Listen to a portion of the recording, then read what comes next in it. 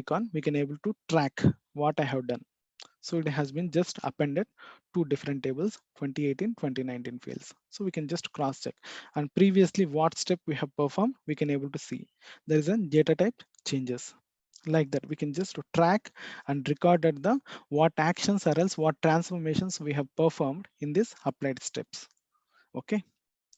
So now my 2019 and 2018, these two data sets has been already available in this 2020. Now what I will do in the sense, instead of once I will do some refreshes, instead of reloading this 2019 and all, I'm just disabling this option.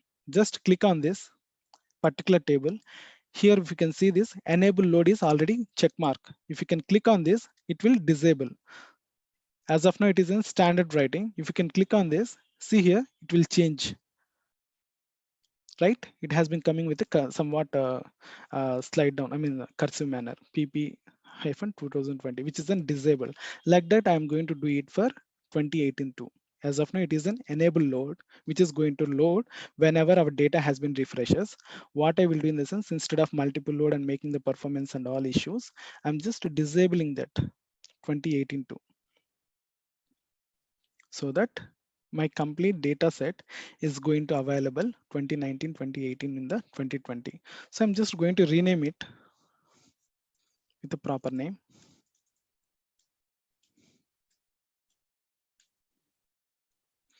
price paid. I'm just giving the data set with prices paid. So as I said, this is an UK related data, which is an based on the real estate related data, which is having the post and information, whether the flats has been new or else old, and what is the price on daily basis they are selling, right? So what is the price information and all it is maintaining from the last 3 years.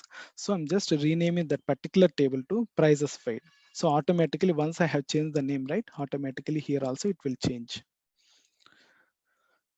So I just done append activity between these two 18 19 because it is having the same structure. So that's why I just appended 18 19 table vertically. Appending, we will do it in a vertical manner. So it will append all the records vertically. Where it is a price means the 18 19 18 2018 prices and 2019 prices will come into the bottom beneath, I mean down of it. And similarly here, if you can see this property type information is there, property type, and here it is not detected the header promote, it is not promoted the header information, that is the first row.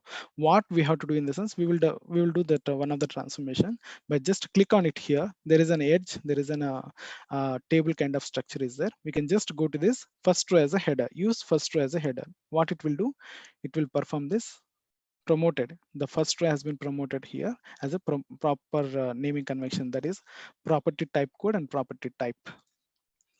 And one more way also, we can go to the transform, and here also the same option is available, use first row as a header. We can do that two ways, two different ways. So what I did, I just promoted the property type with the proper naming convention and just derive the header first row. And now in my price paid data set, I'm having this property type. I'm not aware what it is, a DFOST, but I have the reference table. They have just provided the reference table about D means detached, S means semi-detached, T for terraced, and F for flats and others. So what I will do in the sense, I will merge this property type table to my price paid, this table. Why means it is having some of the information that is a property type, which is an related one. So here, if you can see this OO and S, which is having some code, property code type. And here also in my next table, that is a property type, I'm able to see this information, property type code. Now, I'm not going to do append now. Why means it is not having the same table structure. Now what I will do, I will just go and merge this property type data set to my price paid. How can we do it? Just click, because I am expecting the results of this property type. I'm not aware of it. What is DSTFO? So I'm going to append. I want to merge this property type code into my price data set. I want to see the information. So that what I will do, I will just go to the merge option. In Power BI, we have a merge option, which is going to merge the new table or else any other table horizontally. Merge is going to work on horizontal